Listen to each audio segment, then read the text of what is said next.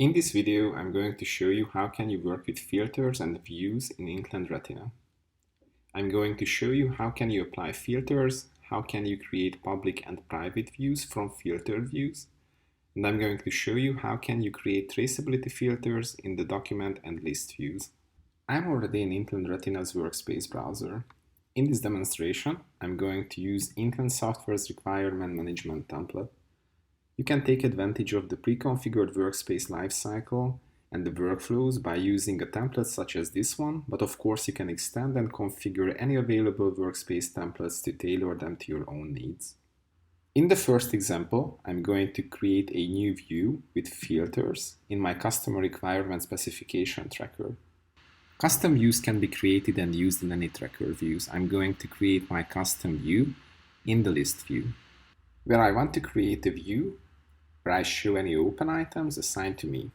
So I'm going to go to my filters and I would like to apply a filter assigned to me, and I need to apply a status filter where we do not show the closed items. Once my filters are in place, I just have to hit go. And here you can see the filter down list where the status is new, waiting for approval or draft, and I'm the assignee.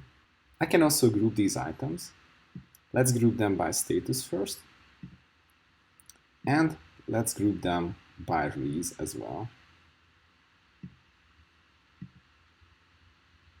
I can save this view as a public or private one. Please note, the public option on this screen is only available for those roles that have public view admin tracker permissions. In case you don't see it, but you need it, please contact your project admin or your tracker admin. So I'm going to create a public view, and I will name this view Open Items Assigned to Me. And I will save this view, and immediately this view becomes available in the Views dropdown, as you can see here, and I can make this view default to my user by checking the Set View as Default option. Moving forward, this view is going to be available in the document view as well as on the cardboard view. You can further customize your views by adding more visible columns or by removing those that you do not need. So I just have to click on visible columns, select those that I don't need or those that I do need. And once I'm done, as you can see, the visible columns are now updated. I can see my subject field, and with drag and drop, I can move this column, and by releasing it, I can change the layout of my list view, and I can save the changes either by overwriting my previously created view, or I can save it as a new view. The visible column option is available in the document view as well. I can remove the status, the business value if I don't need those. I can add complexity instead. It won't affect the list view, as you can see here, so I still see my status and my business value. So far, I was working with a simple tracker view. In Intland Retina, you can introduce traceability filters as well.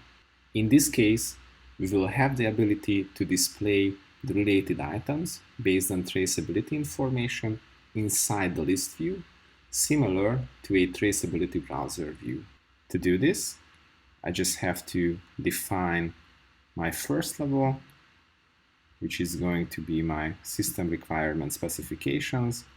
I can add further levels. So I will add a software requirement tracker.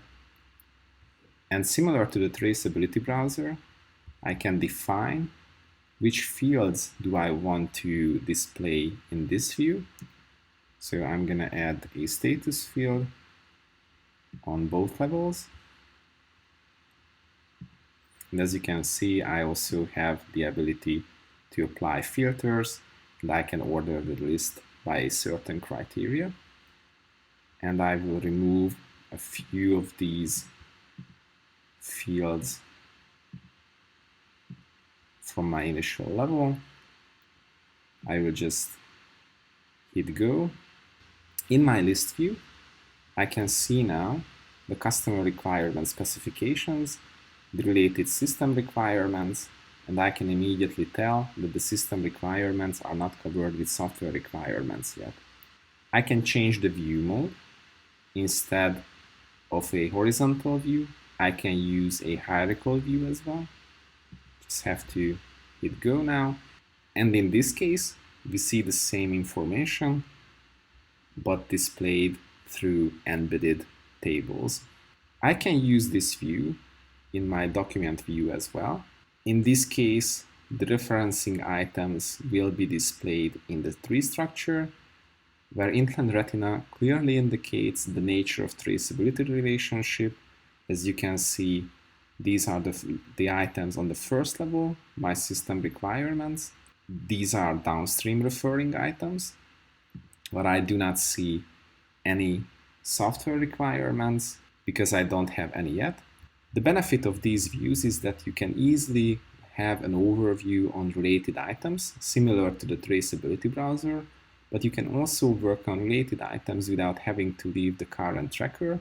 As an example, I can create a downstream referring item, a software requirement to cover my system requirement from here.